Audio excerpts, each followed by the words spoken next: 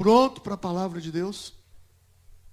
Abra sua Bíblia no livro de Êxodo, no capítulo de número 20. Êxodo, capítulo de número 20. Hoje é um culto de ceia do Senhor e eu quero meditar com você nessa palavra. Nós estamos também com a nossa transmissão ao vivo. Você que está aí na sua casa, Deus abençoe você, alegria, poder entrar aí no seu lar. E você também quer participar do evento que nós vamos fazer. Lembrando, gente, que esse evento é no carro. Não vai haver aglomeração, não vai haver fila, nada disso. Você vai ficar lá no seu carro, tá bom? No seu veículo, participando do evento. Êxodo, você que está aí, pastor, como é que eu posso comprar? Não estou aí agora no prédio da igreja. Se sobrar, você vai entrar em contato com a secretaria da igreja no meio de semana e você vai estar fazendo seu contato com a secretaria. Talvez ainda tenha algum ingresso para você estar participando. Êxodo, capítulo 20. Quem encontrou, diga amém. Deixa a sua Bíblia aberta aí, eu quero bater um papo com você nesse texto. Irmãos, nós já estamos há 20 dias nessa pandemia. 20 dias que a terra parou. 20 dias de calamidade, de escuridão. Sinceramente, eu não sei como está a sua vida espiritual. Mas eu fico imaginando comigo, se essa pandemia não serviu para fazer você refletir. Se tudo isso que nós estamos vivendo não te levou a orar mais, a buscar mais a Deus, se tudo isso que está acontecendo não tem te aproximado mais do Senhor, gerado mais temor no seu coração, o seu caso é preocupante. Se isso não tem acontecido com você, realmente, a sua situação é preocupante. E eu fico pensando nesse texto de Êxodo 20 e pensando na nossa comunhão com Deus. Deus permitiu que tudo isso acontecesse com a finalidade de nos aproximar mais dele. Obviamente, nós teremos muitas surpresas quando isso tudo terminar. Muita gente que a gente pensou que estava muito firme vai se afastar dos caminhos do Senhor. Né? Tem gente que, eu não posso ir na igreja, tudo bem, assiste o culto. Eu não aguento assistir esses cultos da igreja, mas não perde uma live de Caíne tombando, vai divino e vem de volta. Né? A muvuca está por aí. Então, são muitas revelações. E muita gente que a gente pensou que jamais se entregaria a Deus, nesses dias, está sendo confrontado pelo Senhor e está buscando ao Senhor. Gente que você jamais imaginou que um dia pudesse pisar aqui para servir a Deus, você vai ver ministrando a palavra de Deus e adorando ao Senhor e liderando célula.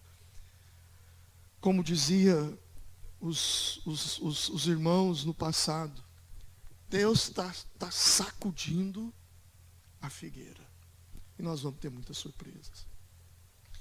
E a surpresa que eu gostaria muito de ter da sua parte é que tudo isso servisse para te aproximar mais do Senhor, para mexer com sua vida de oração.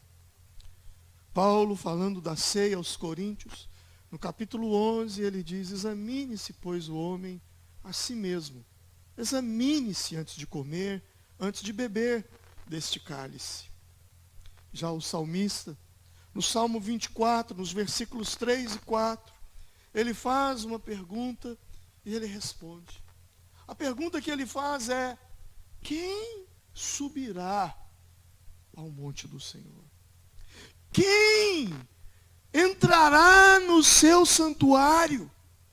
E logo depois ele responde: aquele que é limpo de mãos e puro de coração, que não entrega a sua alma à vaidade e nem jura enganosamente.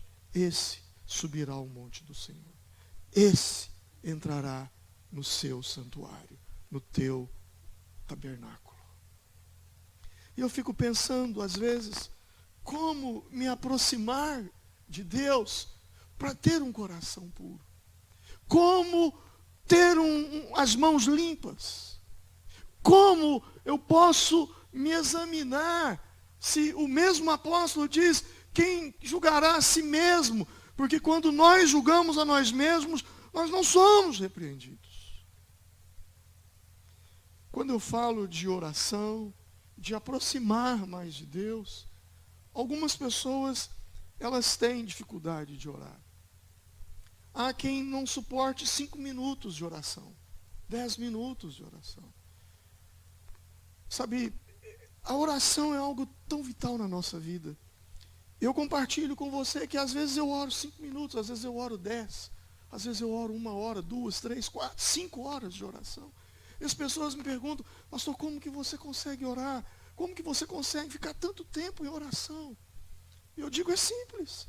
Eu oro a palavra. Sabe, a oração, ela é como uma pista de caminhada. É como uma estrada. Uma avenida. Quando você saiu de sua casa, você já tinha em mente um caminho a ser traçado. Ruas pelas quais você passaria para você chegar até aqui. Aqui é o seu objetivo. E você chegou. A oração, ela é traçada também sobre caminhos que a gente vai percorrendo. Percorrendo dentro da palavra. Eu tenho várias pistas, eu tenho várias trilhas, vários caminhos de oração, aos quais eu vou percorrendo quando eu estou em oração. Eu gosto muito de um acróstico que eu uso, chamado ACASB. Adoração, confissão, ação de graça, súplica e batalha espiritual. Essa é uma pista que eu uso para orar. Eu começo adorando, logo depois eu confesso os meus pecados, logo depois a ação de graça eu agradeço pelo sangue de Jesus, por ter rasgado o escrito de dívida que era contra mim, pelo batismo no Espírito Santo, pela disponibilidade dos dons espirituais. Logo depois, então, eu começo a suplicar e pelos pedidos de oração e orar pelas pessoas. E mais adiante, eu entro numa batalha espiritual.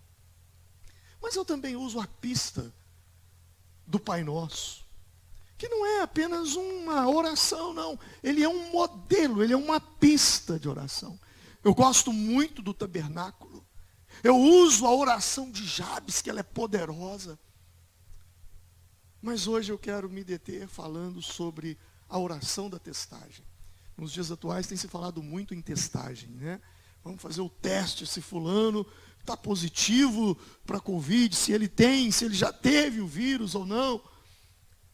E eu gosto muito dos 10 mandamentos, porque os 10 mandamentos é uma pista de oração incrível. É um caminho de oração que me leva às vezes a ficar tempo e tempos na presença de Deus. Então eu abro a minha Bíblia, e eu quero que você abra a sua Bíblia lá e acompanhe comigo. Ali eu começo a examinar a minha vida.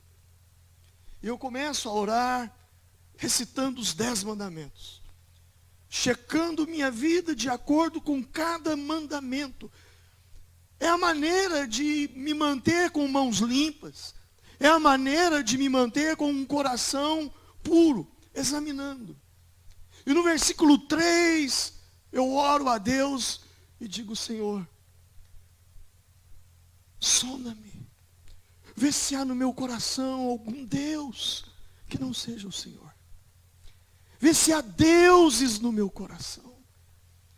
E o que são deuses? O que são deuses? Deuses é qualquer coisa que seja mais importante do que Deus para você. É acreditar em qualquer coisa que possa lhe dar somente aquilo que Deus pode te dar. Quando você acredita que alguma coisa pode te dar paz, sendo que só Deus pode nos dar paz, você está transformando essa coisa em um Deus. Quando você acredita, se eu tivesse aquilo ali, eu seria uma pessoa feliz. Se eu tivesse aquilo outro, eu seria extremamente feliz. A pessoa mais feliz da terra. Quando você diz isso, você está colocando essa coisa no lugar de Deus, e isso está se fazendo um Deus com D minúsculo no teu coração. Quando você acredita que algo possa te dar a plena salvação, a plena paz, a plena alegria, se não for Deus, você está transformando isso em deuses. Então eu sondo meu coração. Às vezes, as próprias bênçãos de Deus, para mim, pode se transformar num Deus na minha vida. Então eu sigo em oração, e eu vou para o versículo 4, quando diz, não farás para ti imagem de escultura, nem alguma semelhança do que há em cima dos céus, nem embaixo na terra, nem nas águas debaixo da terra. Eu então começo a orar e a buscar no meu coração, se existe algum ídolo. Porque outrora, nós nos encurvávamos, nós nos prostrávamos diante de ídolos mudos, como o salmista, no Salmo 115, diz: os ídolos são obras das mãos dos homens. Tem boca, mas não fala, tem ouvido, mas não ouve, olhos e não veem, nem som algum sai da sua garganta. Outrora nós nos prostrávamos diante deles. Mas ao conhecer a palavra, nós nos libertamos disso. Mas o perigo é que, sem perceber, nós começamos a gerar ídolos no nosso coração. O nosso coração é uma fábrica de ídolos, você não tem ideia. O nosso coração produz ídolos. E de repente, eu não me prostro diante de uma estátua, mas eu me prostro diante de uma vida profissional. Eu me encurvo diante de um relacionamento amoroso. Eu me prostro diante do meu trabalho, diante da minha empresa, diante do dinheiro, diante da aprovação dos colegas, diante de uma vida confortável. Tem gente que se prostra até mesmo e cria ídolos políticos. Eu estou vendo Deus balançar os ídolos brasileiros nessa pandemia. Outros fazem do próprio futebol a beleza. E há pastores, no meu caso, que correm um risco muito grande de criar um ídolo do próprio sucesso ministerial. Então eu oro nessa caminhada dos 10 mandamentos e eu pergunto: Deus, se há algum ídolo no meu coração, me mostre. Porque ídolo é qualquer coisa que você olhe e diga no fundo do seu coração: se eu perder isso, minha vida não tem mais sentido. Se eu perder aquilo outro, acabou a razão de viver. Se existe algo em sua vida que você é capaz de se sentir assim, então você tem um ídolo no seu coração. E você precisa remover isso. A pergunta que eu te faço é: o que, se você perdesse, a vida não teria mais sentido? O que? O que? Isso é um ídolo.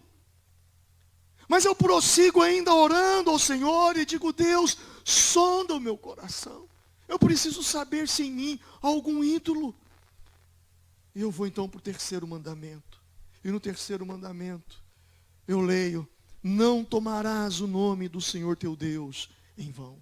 Versículo de número 7. Eu começo a buscar: Senhor, será que hoje eu tomei o teu nome em vão? E o que é vão? Nesse caso a palavra diz: não tomarás o nome do Senhor Deus em vão.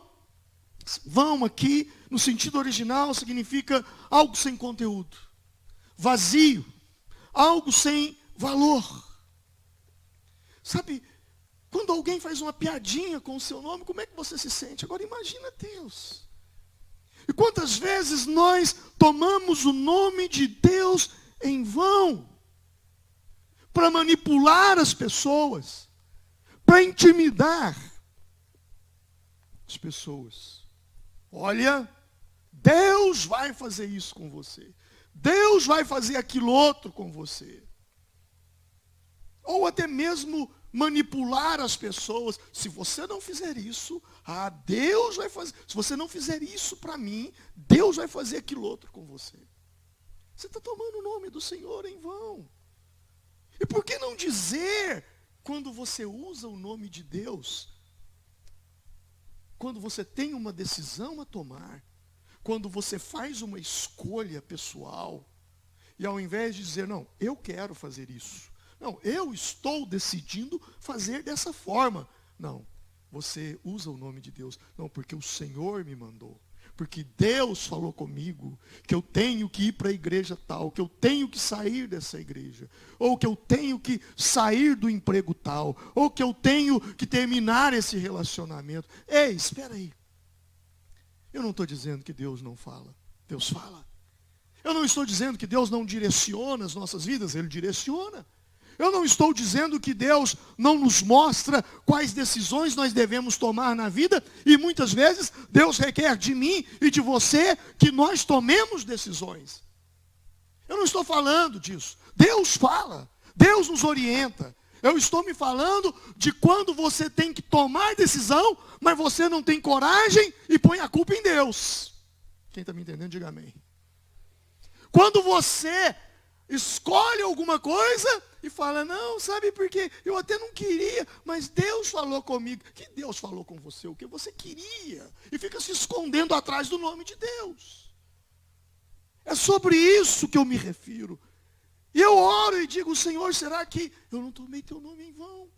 Será que eu não falei algo pensando que o Senhor me falou e o Senhor não falou comigo?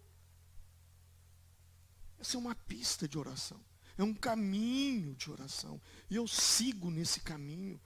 E eu vou então para o quarto mandamento, no verso 8. E eu me lembro que Deus diz que eu tenho que descansar. O dia do sábado é para santificar. A palavra sábado quer dizer no hebraico Shabat. Shabat quer dizer descanso. Todo feriado bíblico é um Shabat. Tanto é que quando Jesus foi crucificado, naquela semana, houve 2 Shabats. Houve o Shabat da Páscoa e houve o Shabat do sábado. É o dia do descanso. E Deus está falando para mim e para você. Ei, você não é máquina. E mesmo as máquinas precisam parar. E nós não paramos. Nós não descansamos. Nós ficamos o tempo todo fazendo. E até mesmo quando a gente fala que vai descansar, a gente inventa coisa para fazer. A nossa mente continuamente acelerada. E agora com as mídias sociais, celular, o tempo todo, as informações não param. Elas chegam a todo momento e nós absorvendo tudo aquilo. E a nossa mente acelerada o tempo todo. Houve um momento na minha vida que eu entrei numa dinâmica de trabalho tão violenta, que o meu organismo já não sabia mais o que era manhã, tarde, noite e madrugada. A ponto de eu acordar 2, 3 horas da manhã e já querendo trabalhar. Não, eu tenho que fazer isso, eu tenho que fazer aquilo outro. E aí até às vezes eu até mandava o WhatsApp para alguém. Porque o meu organismo já não sabia mais o que era parar, o que era trabalhar, o que era parar, o que era trabalhar. E aí nós começamos a adoecer com isso. Quando eu falo, Jesus, ele nos mostra isso. Não é questão de ser o sábado. Talvez o seu sábado seja uma segunda, uma terça, uma quarta, uma quinta, mas que você tenha um Shabat, que você tenha um dia de descanso. Em Marcos 2, 27, Jesus disse, o sábado não foi criado por causa do homem. O homem, ou melhor, o sábado foi criado por causa do homem. Não o homem foi criado por causa do sábado. O fato é que você precisa de um dia. O Deus que não se cansa e não se fadiga, como diz as Escrituras, em Gênesis ele descansou. Ele fez tudo e no 7º dia ele descansou. Ele parou para contemplar.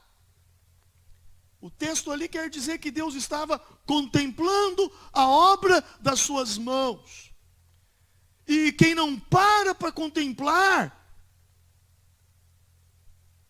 tem uma mente acelerada. Por quê? Porque a gente está sempre pensando naquilo que não foi feito. E Deus nos ensina a refletir e pensar naquilo que fomos, naquilo que nós fizemos, e se agradar daquilo, e contemplar aquilo, e agradecer por aquilo. Isso é santificar, isso é separar um dia para o Senhor. E aí nós vamos para o versículo 12, e dentro dessa minha caminhada de oração, de examinar a mim mesmo, de buscar mãos limpas, coração puro, eu me deparo com uma passagem que diz: honra teu pai e a tua mãe, para que te prolonguem os teus dias na terra que o Senhor teu Deus te dá. Esse é o primeiro mandamento com promessa. É o primeiro mandamento acompanhado de promessa. Honra pai e mãe para que você tenha longevidade. Deus vincula vida longa à honra de pai e mãe. A palavra pai, no grego, Abba, significa sustentador, fonte, fundamento. Essa mesma palavra no hebraico é a nossa fonte. Ou seja, quando Deus está dizendo, honre seu pai e sua mãe, Deus está dizendo, honre seus provedores. Honre suas raízes. Honre suas fontes. E honrar significa respeitar, estimar, admirar, encorajar, elevar, levantar, magnificar, engrandecer, celebrar, apreciar, reconhecer. Eu te faço uma pergunta: você faz isso com seus pais? E quando se fala de pai, se fala de fontes. Outro dia eu liguei para o meu pastor para agradecê-lo. Agradecê-lo por ter acreditado em mim. Agradecê-lo por ainda ser um jovem tão inexperiente. E ele me levar para um concílio de pastores e me apresentar para ser consagrado ao ministério pastoral. E ao agradecê-lo, ao ligar para ele e agradecê-lo, sabe o que eu estava fazendo? Honrando minhas fontes. Honrando as minhas fontes. Eu me lembro do pastor que me batizou. Um homem de muita fé. Muita fé. Ele foi meu pastor. E posteriormente a denominação o abandonou. A denominação o tirou do rol de pastores, porque ele era um homem que acreditava nos dons espirituais, pregava os dons espirituais. E a denominação não acreditava, ia contra, ela era tradicional. E mais tarde, quando Jesus fez tudo o que tinha falado que ia fazer na minha vida e me levantou no ministério, eu me lembro que quando eu assumi essa igreja, com o passar do tempo, e nós tivemos uma arrecadação que dava para pagar as despesas da igreja, a primeira coisa que eu fiz foi chamar aquele pastor, que foi o meu pastor lá atrás, e dizer: pastor, o senhor tem levado uma vida, o senhor já é um homem de idade, o senhor não tem uma aposentadoria, o senhor vive pregando o evangelho para baixo e para cima. A partir de hoje, até o dia em que Deus te levar, a IBVB te sustentará. E até o dia em que o Senhor o chamou. Eu me lembro como se fosse hoje. Eu estava no cemitério ali em Belo Horizonte, fazendo o sepultamento dele. Eu dizia: Senhor, o que o Senhor colocou na minha mão para fazer com teu servo, eu fiz. Até aqui eu o honrei. E muitas coisas acontecem na minha vida. Sabe, Deus me prospera de uma maneira tão grande. Eu não preciso falar isso para vocês. Vocês veem como Deus faz com a gente. Mesmo nessa pandemia, enquanto todo mundo parado, igrejas fechadas, pastores se deprimindo, nós não paramos nenhum dia. Nós não fizemos culto. De fato não fizemos. Mas me diga, que dia que essa igreja parou? Cada hora nós envolvidos com uma coisa, fazendo uma coisa, e no meio daquilo ainda, Deus nos dando estratégia de ganhar almas. E eu sei que isso não é inteligência minha. Eu sei que isso não é sabedoria minha. eu sei que isso é força dele, porque um dia eu resolvi honrar as minhas fontes. Eu dizia no culto pela manhã, mesmo minha mãe tendo partido, mesmo minha mãe já tendo ido encontrar com o Senhor alguns anos atrás, até hoje, eu procuro honrá-la de uma maneira muito simples. No lugar onde ela está sepultada, eu procuro zelar por aquele lugar, e todo mês eu pago uma pessoa para limpar e para deixar o túmulo limpo e arrumado.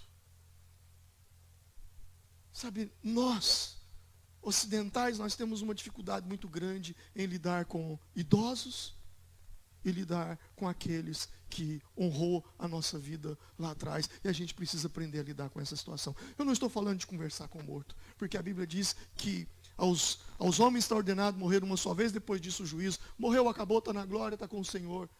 Mas a lembrança precisa ser celebrada. O legado que eles deixaram sobre as nossas vidas precisa ser honrado.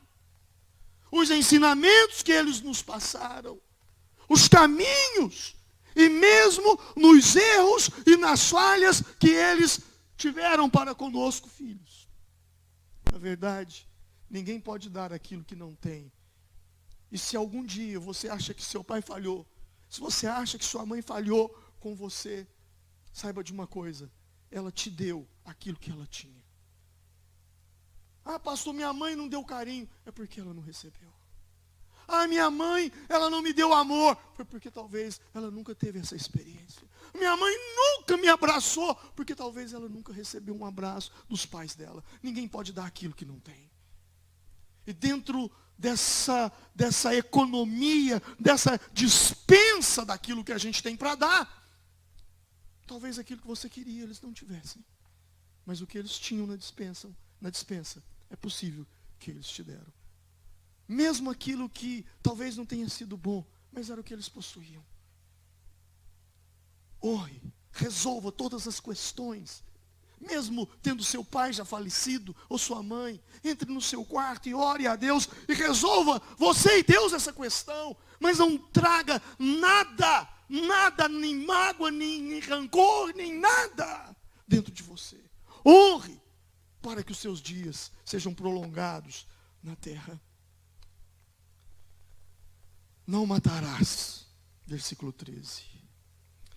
Sabe, quando se fala de morte, se fala de homicídio, mas também se fala do suicídio, e também se fala do aborto. E eu quero falar do espírito da lei, porque antes de matar, antes de suicidar, antes de provocar um aborto, existem algumas coisas que acontecem. Falta de perdão, egocentrismo, ressentimento, ódio, vingança, amargura, agressão. Ou seja, algo está errado com você dentro. E você precisa confessar isso para Deus. Você precisa dizer: Senhor, se há alguma coisa dentro de mim assim, me livre disso. Porque na verdade, irmãos, às vezes as nossas palavras são carregadas de morte. Se pudesse, matávamos. Talvez você já disse: na fulano tinha que morrer.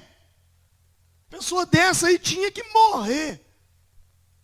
Na verdade, o seu coração está carregado com aquilo. E você precisa, nesse caminho da oração, dizer: Senhor, me perdoa. Me perdoa, porque eu estou com tanta raiva daquela pessoa, Senhor. Deus, se eu pudesse, eu quebrava a cara dela agora. Ah, se eu pudesse, eu até matava aquela pessoa. Me ajuda, Senhor. Alivia meu coração. Me ajuda, Senhor. Talvez esse sentimento que você tem é mais forte do que você. Você não consegue. Você sabe que você precisa perdoar, mas você não consegue. Então é hora de você dizer: Deus, me ajuda. Jesus, o Senhor disse em Mateus 11, 28, vinde a mim, vós todos que estáis cansados, sobrecarregados, e eu vos aliviarei. Senhor, tira esse fardo de cima de mim, Senhor. Deus quer te ajudar. Deus quer estender a mão e te ajudar. E às vezes, as palavras que nós temos falado com pessoas próximas a nós são tão carregadas de ódio que a gente acaba matando. Então eu oro a Deus e digo: Senhor, será que eu matei alguém? Será que eu matei alguém? Não com uma faca, não com um revólver, não com uma pedra, mas, Senhor, será que eu não matei alguém com minhas palavras?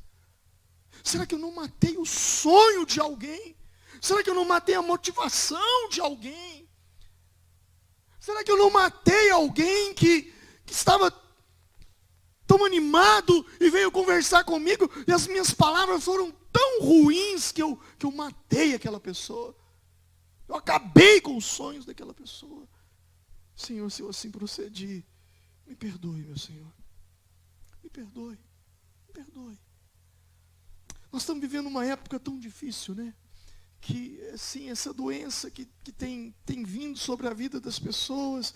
E a gente vê o governo federal se esforçando, depositando bilhões e bilhões e bilhões, levantando hospitais de campanha, comprando respiradores, tentando equipar todo o aparato de saúde dos estados do Brasil.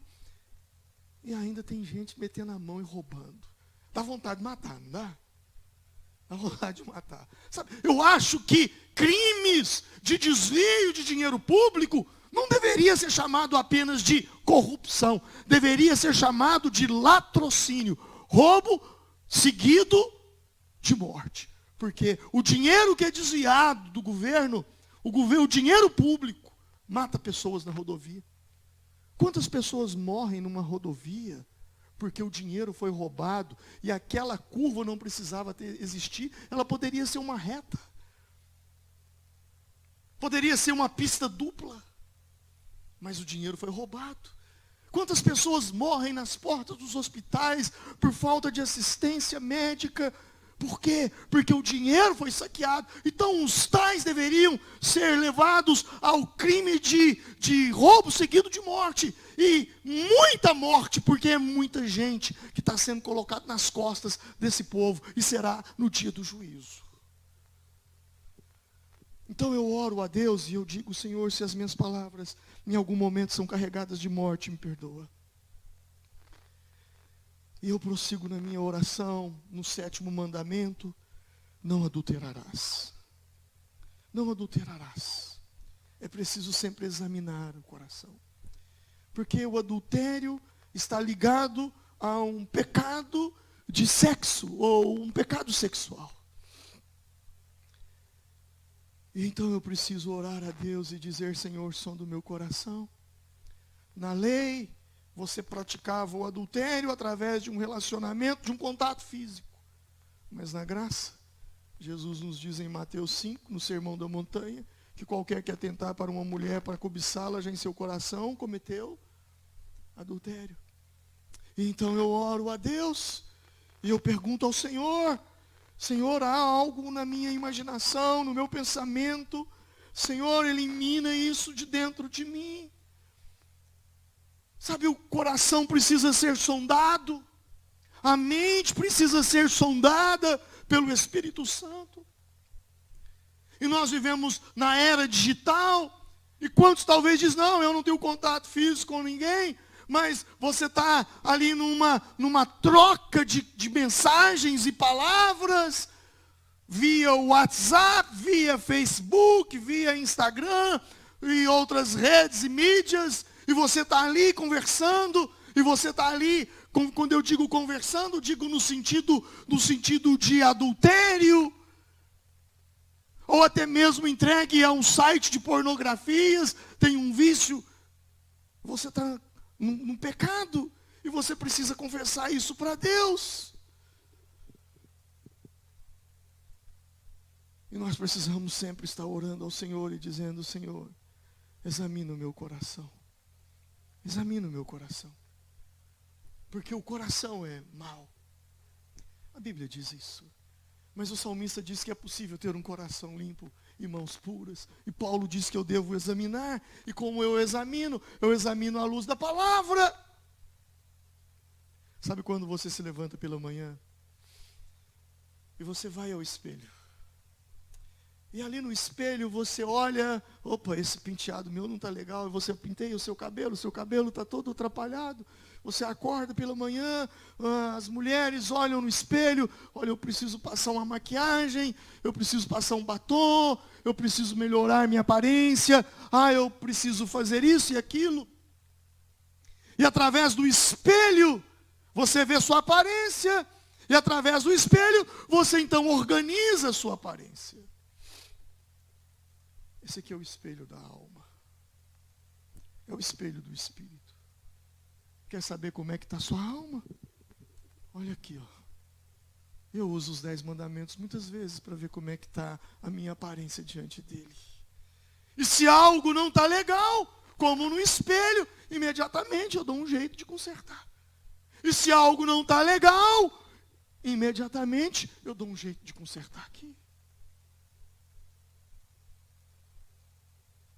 Então eu vou para o outro mandamento. Não furtarás. Furtar é subtrair a coisa alheia. Dinheiro, um tênis, um celular, um relógio, sei lá o quê. Você está roubando, você está pegando alguma coisa que não é sua, e você precisa se arrepender disso. Mas também existem mulheres que roubam do marido, pegam o dinheiro escondido, você está roubando. E quando você pega uma coisa emprestada a alguém e também não devolve, o que você está fazendo? É uma maneira de subtrair, de furtar. E nós precisamos ter um coração limpo. Mas o roubo não se refere a somente algo ligado diretamente ao dinheiro. Você pode roubar tempo. Você é contratado para trabalhar para uma pessoa, ele vai te pagar 8 horas de trabalho, e você trabalha 7, você roubou uma. Ou dentro do próprio tempo de trabalho, você está fazendo algo que não tem nada a ver com aquilo. Você está em celular, mexendo, mandando mensagens, sei lá o quê, e não tem nada a ver. Você não está produzindo, você está sendo pago para produzir, não está produzindo. É uma maneira de roubar. Então eu oro a Deus e digo, Senhor, será que há algum tipo de furto no meu coração? Malaquias nos fala de outro roubo. Versículo 8, ele diz, roubará o homem a Deus? Ele faz uma pergunta. Todavia vós me roubais e dizeis, em que te roubamos? E ele responde, nos dízimos e nas ofertas. Então eu oro a Deus para que Deus tire a matéria-prima do furto. E qual é a matéria-prima do furto? É a avareza. É um coração avarento. Ter um coração cheio de avareza. Quantas pessoas poderiam ter uma vida melhor e não tem, porque a vida delas é assim, ó. Gente que diz que não dá tchau para os outros para não ter que abrir a mão.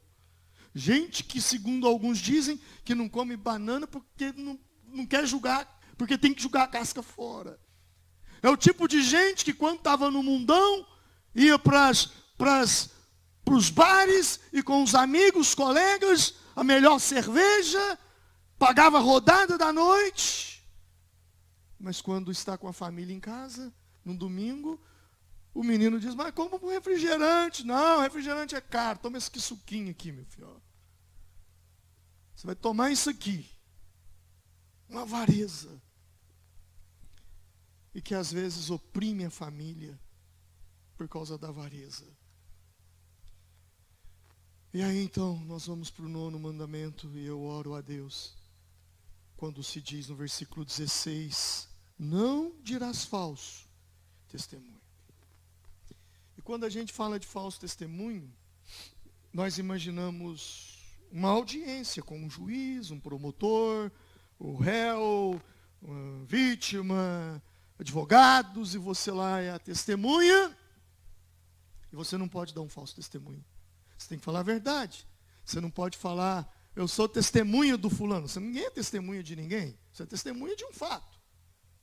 Mas quando a Bíblia diz, não dirás falso testemunho contra o teu próximo, a cena é mais, não é simplesmente resumida num tribunal. Não. Na nossa casa, no nosso dia a dia, quando eu minto sobre uma pessoa, eu estou dando um falso testemunho. Quando eu estou defamando alguém, eu estou dando um falso testemunho. Quando eu estou julgando alguém, eu estou dando um falso testemunho, porque aquilo não procede.